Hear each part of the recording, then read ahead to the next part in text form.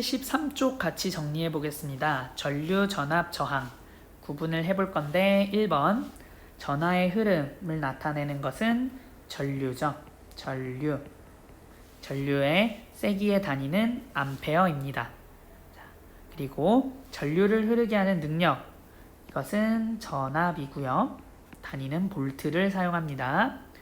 그리고 전류를 방해하는 정도, 이것을 전기 저항이라고도 하고 그냥 줄여서 저항이라고도 합니다. 단위는 옴을 사용하고요. 그리고 보통 우리가 영어 약자로 활용을 하는데 기호, 전류의 기호는 대문자 I로 표현하고요. 전압은 대문자 V, 저항은 대문자 R로 표현합니다. 기호와 단위는 같은 게 아니니까 혼동하면 안 돼요. 그래서 사실은 얘네 다 영어 용어인데 대문자 I는 인텐시티라고 세기, 강도, 강한 정도 이거를 나타내는 단어예요. 그래서 정확히는 전류의 세기가 되겠죠. 그래서 그냥 앞글자 따와서 I로 표현하는 거예요. 그렇게 생각하면 될 거고, 전압 같은 경우는 단위도 볼트, 근데 영어로는 볼티지라고 해서 과학자, 볼타전지를 만든 그 사람을 기리기 위해서 활용을 하고 있습니다. 그래서 대문자 V고, 저항 같은 경우는 이거 영어 단어 영어쌤한테 물어봐요. 발음이 좋지 않아서. 어쨌든 저항, 그래서 앞글자 대문자 R을 활용합니다. 이런 것도 상식으로 알아두면 좋겠네요. 다음에 아래 물의 흐름과 비교하는 거, 이 부분도 우리가 수행평가에서 물어볼 거예요. 그래야 조금 여러분들 공부하는데 편할 것 같으니까 꼭 외워뒀으면 좋겠습니다. 물레방아와 같은 역할을 하는 게 누구냐? 전기회로에서는 전구가 될 거예요. 전구가 되겠죠. 그리고 물의 흐름을 뭐에 비유하냐면 전류, 전하의 흐름에 비유를 하겠죠. 그리고 펌프 같은 경우는 물이 계속 흐를 수 있도록 물을 끌어올려주는, 도와주는 역할을 해요. 그러면 전기회로에서는 누구냐? 전지가 되겠죠. 전지. 왜? 전지가 전압을 걸어줌으로써 전류가 흐를 수 있게 해주기 때문이에요. 그럼 하나만 더 추가로 하면 이와 관련해서 전류를 흐르게 하는 이 전압은 뭐에 비유할 수 있냐면 여기서는 물의 높이차겠죠. 물의 높이차가 어느 정도냐에 따라서 세게 흐르고 어쨌든 떨어질 때 세게 떨어질 수도 있고 약하게 떨어질 수도 있고, 맞죠? 그와 비슷하게 전류를 흐르게 하는 능력이 크면 전류가 강하게 흐를 거고 약하면 적게 흐를 거고 이렇게 비유할 수가 있습니다. 내용도 같이 알아두면 좋겠네요. 다음에 아래 오음의 법칙. 오음의 법칙이 이쪽 부분에서는 가장 중요한 부분이고, 오음의 법칙이라는 건 전류의 세기가 전압과 저항과 어떤 관계를 가지고 있냐. 우선 7번째 빈칸, 전류의 세기는 전압에 비례한다 라는 걸 알 수가 있어요. 그래서 아래에도 나와 있지만 전류의 세기는 전압에 비례를 합니다. 그리고 저항에 반비례를 하고요. 그래서 오른쪽과 같은 식이 나타나게 되겠죠. 그래서 얘를 기호로 나타내면 이렇게 표현할 수가 있습니다. 그래서 우리가 전압을 알고 저항을 알면 그 수치, 측정값을 대입하면 흐르는 전류의 세기를 이제 수학적으로 계산할 수도 있어요. 이런 것도 수행평가에서 활용할 거기 때문에 이쪽 오음의 법칙 64에서 65쪽에 이제 교생 선생님들과 함께 했던 실험 내용, 이 부분 꼭 복습했으면 좋겠습니다. 수행평가 한다고 안내도 했는데 나중에 한 번 더 자세하게 말해줄게요. 다음에 밑에 저항의 연결. 저항의 연결은 두 가지가 있어요. 직렬 연결과 병렬 연결이었는데, 첫 번째 전기 회로를 보고 나서 지금 이 전구가 저항 역할을 하는 거예요. 그냥 이렇게 전선만 있으면 전류가 편하게 흐를 수 있는데 그 사이에 어쨌든 뭔가를 달아 놓으니까 결국은 이것도 다 장애물이에요. 지나가는데 걸리적 거리니까. 그래서 저항 역할을 하는구나 라고 생각을 하면 돼요. 그래서 저항을 이렇게 양옆에 두게 되는 거죠. 이런 연결을 직렬 연결이라고 합니다. 직자는 고들직이라고 해서 내 가는 방향에 일렬로 따다다다 세우는 거, 그런 걸 한자로 직렬이라고 해요. 그리고 오른쪽에 보면 지금 저항이 지금 직렬 연결 같은 경우에는 이렇게 저항 기호인데 어쨌든 방해를 받았어요. 지나갔는데 장애물이 또 생겼어요. 약간 그런 느낌인 거고, 오른쪽에 보면은 병렬 연결. 얘는 장애물이 양옆에 나란하게 있는 거예요. 이런 걸 병렬 연결이라고 합니다. 병렬 연결. 그래서 이 병자가 나란하다는 뜻이에요. 나란한, 옆에 두었다. 이런 연결을 병렬 연결이라고 합니다. 이런 연결에 따라서 특징이 달라져요. 그래서 이 직렬 연결일 때의 특징과 병렬 연결일 때의 특징은 정확히 이해하고 있어야 됩니다. 자, 간단하게 같이 복습을 해보면, 자, 먼저 첫 번째, 회로 전체에 흐르는 전류의 세기가 작아집니다. 뭐 우리가 배웠던 내용을 한번 떠올려 볼게요. 일단 여기 전원장치, 얘가 전압을 걸어주는 역할을 해요. 근데 얘는 바꿔주지 않을 거예요. 그럼 지금 상태에서 전류를 흐르게 하는 능력은 바뀌지 않아요. 전류를 흐르게 하는 능력은 안 바뀌는데, 지금 장애물이 하나 있을 때, 그리고 장애물이 2개 있을 때 방해받는 정도를 비교하는 거죠. 장애물이 많으면 많을수록 방해하는 정도가 커질 거예요. 맞죠? 얘네가 일렬로 있기 때문에.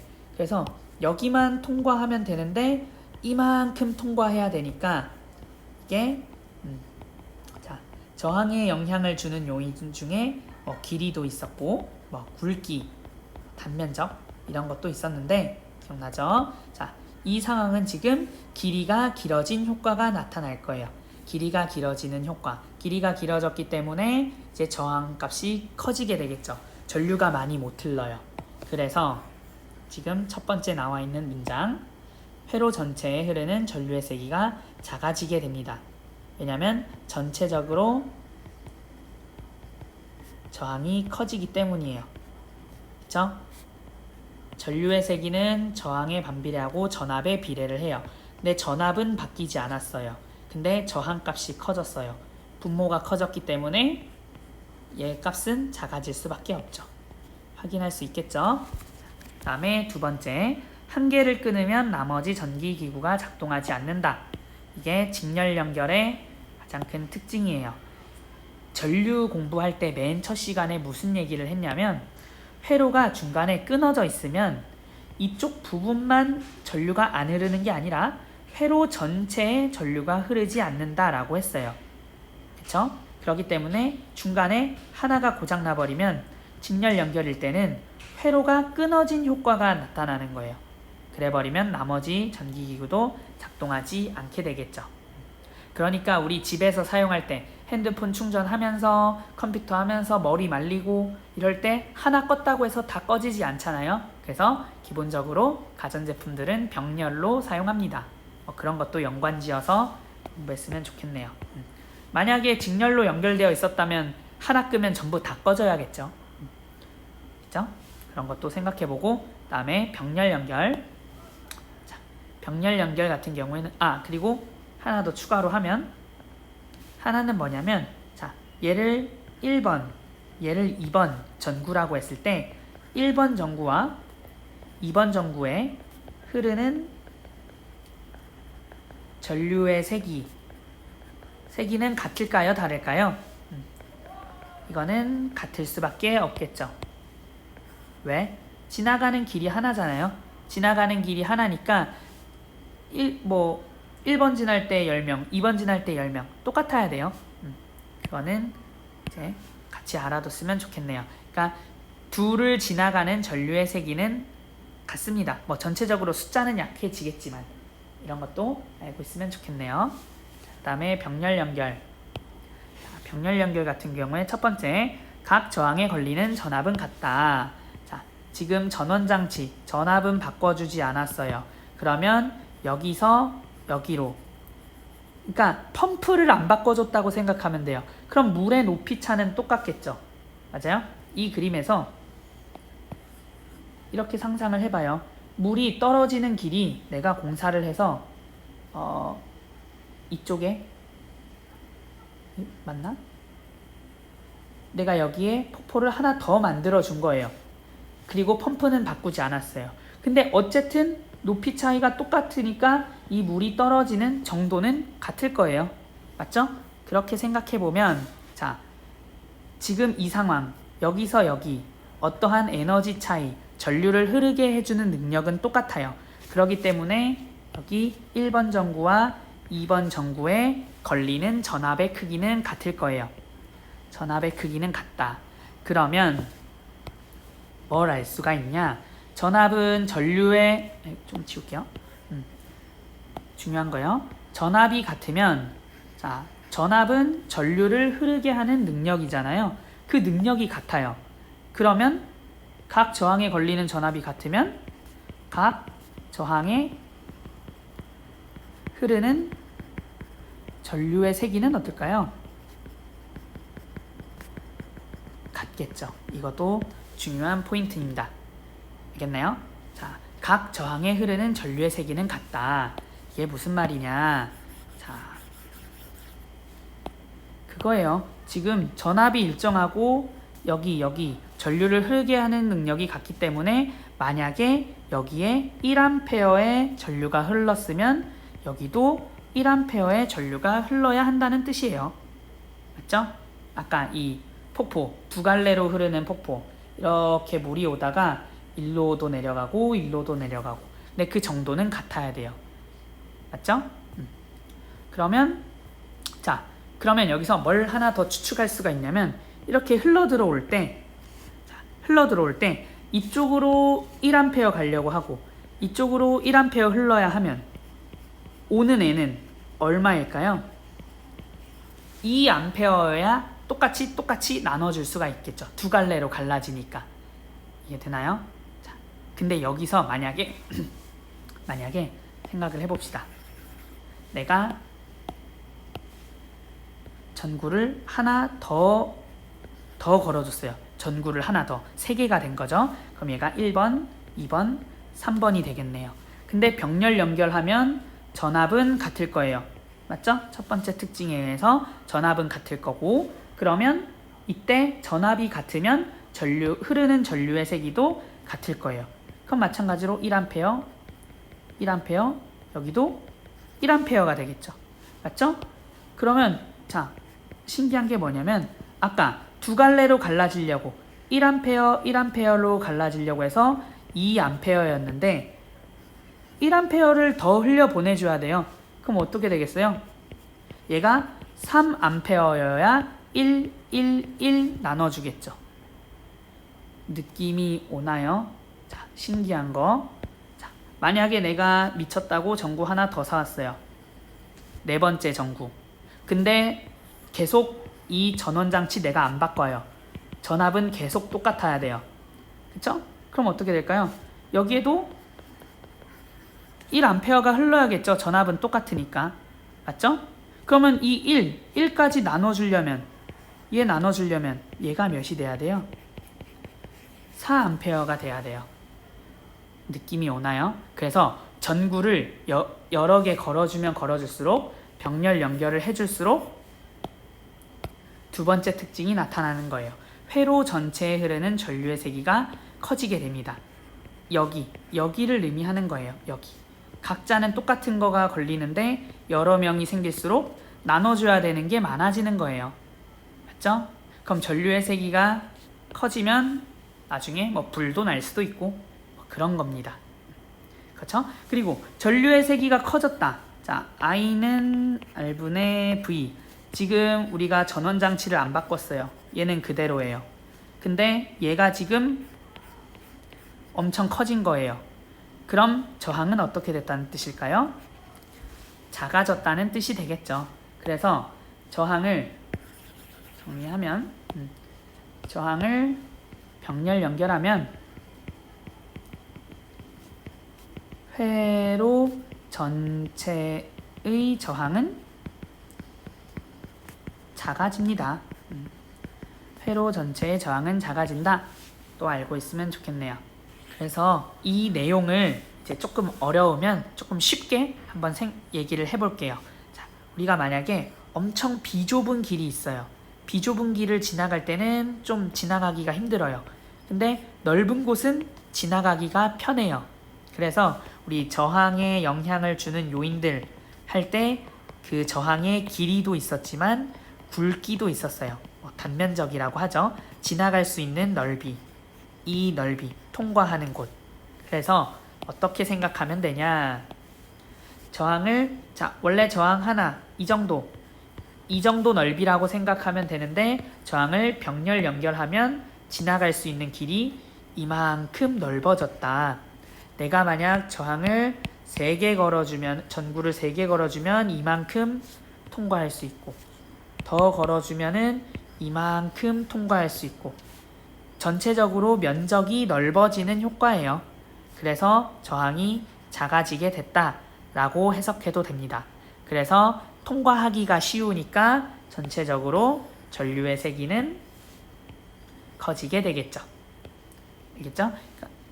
그래서 회로 전체에 흐르는 전류의 세기는 커진다. 그래서 직렬 연결과 병렬 연결 비교하는 거 구분해야 돼요.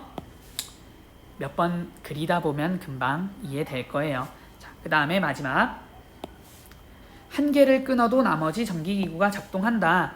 병렬이기 때문에 얘 하나 끊어도 일로 지나갈 길이 있잖아요. 회로 자체가 끊어진 게 아니에요. 그래서 얘가 끊어지더라도 살아있는 쪽으로 흘러가게 됩니다. 이런 것도 확인했으면 좋겠네요. 그럼 얼른 옆에 마무리 해볼게요. 자, 1번. 물의 흐름을 비교한 것이다. 옳은 것은 물의 흐름은 전류에 비유했다. 맞죠? 자, 펌프는 물이 계속 흐를 수 있게 해주는 거기 때문에 전구가 아니고 전류를 흐르게 하는 전지에 비유할 수가 있겠네요. 그 다음에 전자를 지속적으로 이동하게 하는 것은 전압이다. 맞는 말입니다. 자, 비례하는 것끼리 고르시오. 일단 전압과 전류는 비례하고 저항과 전류는 반비례하고, 맞죠? 저항과 전압, 너무 수학적인 거긴 한데 이 식을 알고 있다면 옆으로 이항을 시켜주겠죠. 그러면 1차식으로 이렇게 표현할 수가 있습니다. 그래서 전류가 일정하다라는 가정하에 전압과 저항은 비례하게 되겠죠. 답은 3번. 그 다음에 마지막 직렬 병렬. 자, 한 개만 고장나도 나머지 전부 작동 안 하는 거 직렬이죠. 한 개가 고장난다. 이 말은 회로가 끊어졌다고 보면 돼요. 회로 끊어짐. 자, 회로가 열렸다고 표현해도 됩니다. 자, 각 전기기구에 걸리는 전압이 전원의 전압과 같다. 이게 방금까지 열심히 얘기했던 병렬의 특징이에요. 그리고 많이 연결할수록 회로 전체에 흐르는 전류의 세기가 커진다. 이게 좀 전에 얘기했던 병렬이에요. 그래서 위험합니다. 불이 날 수도 있어요. 그래서 뒤에 마지막 문제에도 나와 있지만 여러분들 누전 차단기 같은 거 많이 들어봤을 거예요. 자, 이렇게 전류가 세게 흐를 때 이제 다 비상장치가 있어요. 직렬로 연결시켜서 뭔가 일정 이상의 전류가 흐른다 싶으면 끊어버리는 거예요. 뭐 퓨즈, 뭐 그 두꺼비 집에 뭐 차단기 내려가고 뭐 그런 것들, 그런 게 다 있습니다. 그러면 73쪽은 여기까지 정리하는 걸로 할게요. 83쪽 같이 정리해 보겠습니다. 전류가 만드는 자기장. 자, 첫 번째 빈칸. 자기력이 작용하는 공간을 자기장이라고 합니다. 자기의 마당이다 라고 생각하면 돼요. 그리고 어떤 코일 주위에 자기장이 생겼죠? 자, 전류가 흐르는 코일 주위에 자기장이 생깁니다. 자, 자기장이라는 것 자체가 원래는 자석 주변에 있는 거기 때문에 코일은 자석이 아니에요. 그래서 자기장이 생길 수가 없는데 특별하게 전류가 흐르는 코일일 때 얘는 자석처럼 행동할 수 있다 라고 얘기를 했어요. 그래서 그 코일 주변에 자기장이 생기게 됩니다. 그래서 아래 그림에서 보면 알겠지만은 자기장이라는 것 자체가 눈으로 볼 수 없어요. 그렇기 때문에 그 자기력을 받는 대표적인 이제 철가루 이런 거를 뿌려보는 거예요. 뿌려봐서 걔네가 특정한 모양을 나타내고 있으면 아 거기 자기장이 있겠구나 라고 판단을 하는 거예요. 그래서 철가루를 많이 이용하고 그 다음 이 나침반을 놓게 되면 그 나침반의 N극이 가리키는 방향을 이제 자기장의 방향으로 이제 과학자들이 약속을 했어요. 그래서 자기장이 있는지도 알 수 있지만 자기장이 어느 방향으로 진행되고 있구나 이런 것도 확인할 수 있으니까 참고로 알아두기 바랍니다. 자, 그리고 세 번째, 코일에 흐르는 전류의 방향이 바뀌면 주위에 생기는 자기장의 방향도 바뀐다. 이 내용도 알아뒀으면 좋겠네요. 그 다음에 전류가 흐르는 도선이 받는 힘. 전류가 흐르는 도선은 조금 전에도 얘기했지만 자석처럼 행동할 거예요. 자석처럼. 얘를 자기장 속에 넣는 거죠. 이 자기장이라는 건 자기력이 작용하는 공간, 즉 자석 근처예요. 그럼 자석 근처에 자석 같은 애를 가까이 가져갔기 때문에 뭐가 작용하죠? 힘이 작용할 거예요. 힘이 작용한다. 이 문장 꼭 알아뒀으면 좋겠습니다. 그리고 교과서에도 나와 있지만 이 힘의 방향을 알아맞추는 것도 중요해요. 우선 자석이 주어지면 우리가 자기장의 방향을 알 수 있고 그리고 전기 회로를 통해서 전류의 방향도 알 수가 있어요. 이때 힘의 방향은 교과서에도 있지만 항상 자기장과 전류 모두의 수직입니다. 수직인 방향으로 작용을 해요. 그래서 전류가 있고 힘과 전류는 지금 수직이에요. 맞죠? 네, 자기장의 방향과도 수직입니다. 자, 왜 이렇게 되냐는 이제 고등학교 2, 3학년 올라가면 이제 수학적으로 증명을 해요. 근데 우리는 지금 그게 중요한 게 아니고 왜 수직이냐가 중요한 게 아니라 자기장의 방향과 전류의 방향을 알면 이쪽으로 힘이 작용하는구나만 정확히 알고 있으면 됩니다. 알겠죠? 그래서 오른쪽에 나와 있는 이 그림 오른손을 이용해서 알아맞추는 방법 이것도 여러 번 연습했으면 좋겠습니다. 여러분도 아마 참고서나 학원에서 왼손을 활용해서 이제 하는 방법도 있어요. 사실 아직 언급을 해주진 않았는데 지금 우리가 그냥 직선 도선일 때 도선에서 전류가 흐를 때 그 도선을 감싸듯이 자기장이 생긴다 라고 할 때도 오른손을 썼어요. 그리고 힘을 받을 때도 오른손을 썼어요. 그래서 그냥 손 하나로 하는 게 아직은 내용도 어려우니까 이게 조금 더 편할 거예요. 이 왼손 쓰는 것까지 하면 헷갈리니까 우선은 교과서에 나와 있는 거라도 정확히 알고 넘어갔으면 좋겠습니다. 할 수 있겠죠? 그 다음에 자기장에서 전류가 흐르는 도선이 받는 힘의 크기. 힘의 크기에 영향을 주는 게 두 가지가 있죠. 재료 자체가 두 개예요. 하나는 자기장, 하나는 전류.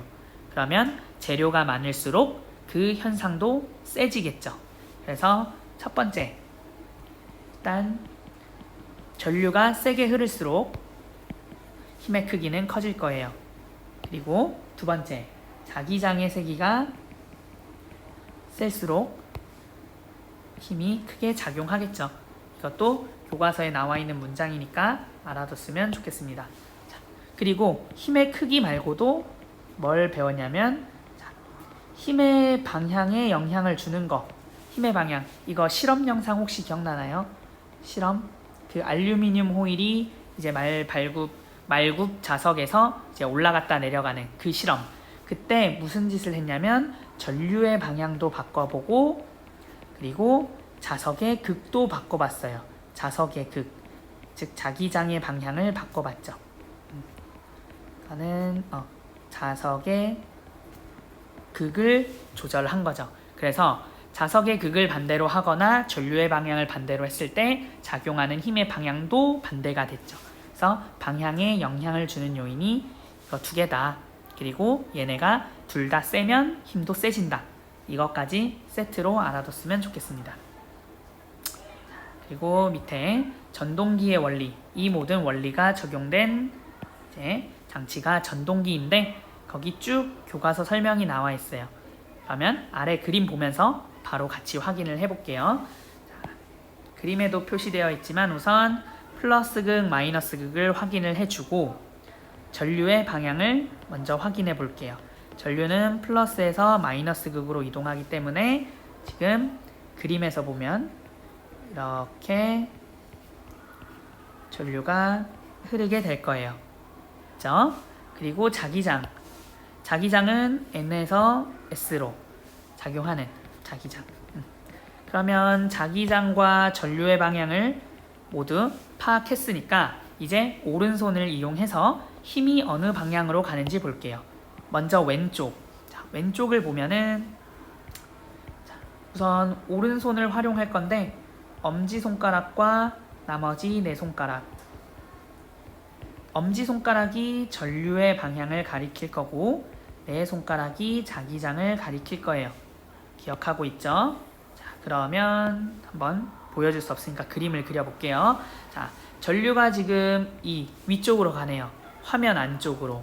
그러면 화면 안쪽으로 오른쪽 엄지손가락이 들어가야 되고 자기장은 지금 왼쪽을 가리키기 때문에 왼쪽에 네 손가락을 가리켜야 돼요. 맞죠? 조금 입체적으로 생각해봐요. 그렇게 되면은 어떻게 되나요? 손바닥의 방향이 중요해요. 손바닥이 향하는 곳이 힘의 방향이었어요. 그러면 오른쪽이 안쪽으로, 이게 화면 안쪽, 그리고 얘가 왼쪽. 그러면 손바닥은 위를 향할 거예요. 천장을 향할 거예요. 맞죠? 그래서 왼쪽 부분은 위쪽으로 힘을 받게 됩니다.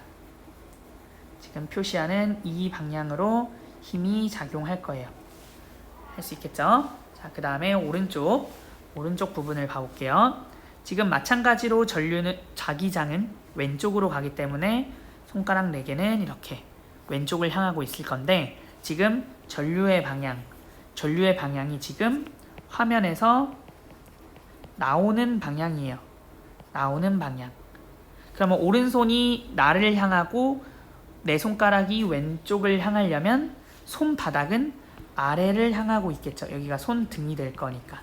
오른손이니까. 그래서 바닥은 아래를 향할 거예요. 그래서 여기서 왼쪽 부분은 이쪽으로 힘이 작용하겠네요. 아래쪽으로 힘을 받는다. 그러면 이쪽. 그러면 어떤 현상이 일어날까요? 한쪽은 위로 당기고 한쪽은 아래로 당기기 때문에 얘가 이렇게 시계 방향으로 회전을 하겠죠. 그래서 회전시키는 이 장치가 전동기가 되겠습니다. 한번 해볼 수 있겠죠? 자, 그럼 옆에 얼른 마무리합시다. 자, 1번 전류가 흐르는 코일 주위에는 자기장이 생길 겁니다. 그리고 자기장 안에서 전류가 흐르는 도선은 힘을 받게 되겠죠.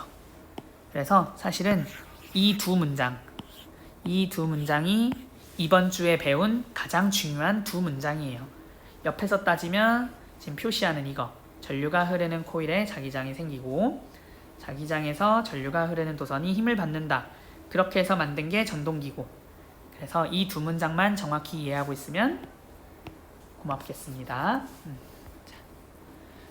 그러면 아래 이제 새로운 예시로 한번 확인을 해볼게요. 자, 우선 우리 수행평가에도 나오겠지만 이 전기회로에 사용되는 얘네 지금 표시하는 이 기호들 외워야 해요. 이제 자주 나오기도 하고 이번에 수행평가 할 때도 간단하게 물어볼 거기 때문에 얘네 전부 다 외워뒀으면 좋겠습니다. 그냥 같이 확 봐볼게요. 지금 이거 이렇게 생겨 있는 거 얘는 스위치예요. 스위치. 지금 이렇게 오픈되어 있으면은 이제 열려 있는 거고 스위치를 만약에 이렇게 닫으면 닫힌 거예요. 이게 닫힌 스위치, 즉 전류가 흐르는 상태. 그리고 열려 있을 때는 이렇게 열려서, 그럼 여기가 끊겨 있기 때문에 전류는 흐르지 않겠죠. 그렇게 나타내는 기호입니다. 그리고 얘 이렇게 표시되어 있는 애, 얘는 저항이에요. 저항. 기본적으로 그냥 이 부분을 보면 도선이 그냥 쭉 보통 이어져 있어요. 그럼 전류가 편안하게 흐르겠죠. 근데 그 사이에 지금 얘가 어떤 느낌이에요? 지나갈 때 장애물 느낌이잖아요. 그래서 전류의 흐름을 방해하는 표현이라고 생각하면 되겠습니다. 그래서 저항이라고 나타내고, 다음에 얘는 전지예요. 건전지. 건전지는 이렇게 표현을 합니다. 긴 게 플러스 극, 짧은 게 마이너스 극. 어쨌든 전류의 방향과 전자의 이동 방향에서 플러스가 어디냐 마이너스가 어디냐 구분하는 게 중요하기 때문에 전지를 외울 때는 반드시 누가 플러스 극이고 누가 마이너스 극인지 꼭 구분해야 돼요. 알겠죠? 그럼 얼른 문제로 돌아가 보겠습니다. 지금 긴 쪽이 플러스 극, 짧은 쪽이 마이너스 극. 이제 여기서 표현을 해야 되는데 전류는 플러스 극에서 마이너스 극으로 흐른다는 걸 알고 있으면 이렇게 전류가 흐른다는 걸 알 수가 있겠네요. 그리고 자기장. 자기장은 N에서 S로 진행하는 걸 알 수가 있어요. 그럼 이걸 가지고 오른손으로 한번 표현을 해보겠습니다. 지금 전류의 방향은 이쪽, 저쪽을 향해서 엄지손가락을 표현을 하고, 자, 자기장 위쪽, 하늘 쪽으로 이제 나머지 네 손가락을 올려볼게요. 자, 그러면 네 손가락이 하늘을 향하면서 엄지손가락이 저쪽, 어떻게 보면 이 화면 안쪽을 향하려면 손바닥은 어디를 향하게 될까요? 한번 해보면 이쪽을 향하게 될 겁니다. 오른손으로 한번 해보게 되면. 맞죠? 그래서 이 문제에서 정답, 힘은 어느 방향으로 받냐면 C 방향으로 받게 됩니다. 이런 것도 한번 해봤으면 좋겠네요. 자, 다음에 마지막, 자, 간이전동기에 대한 설명으로 옳은 것은, 자, 전류가 세게 흐르면 코일은 더 빠르게 회전합니다. 사실은 전류의 세기가 세지면 힘의 크기도 세지기 때문에 더 빠르게 돌릴 수 있겠죠. 그래서 맞는 표현. 다음에 방향을 바꾸면, 전류의 방향을 바꾸면 힘의 방향이 바뀌니까 회전 방향도 바뀌겠죠. 맞는 표현입니다. 자, 자석의 극을 바꾸겠다. 자석의 극을 바꾼다는 건 자기장의 방향을 바꾸겠다는 거고, 자기장의 방향을 바꾸면 마찬가지로 회전하는 힘의 방향이 바뀌어버리게 되겠죠. 그래서 바뀌지 않는다는 틀린 표현이 되겠네요. 그래서 83쪽 정리는 여기까지 하겠습니다.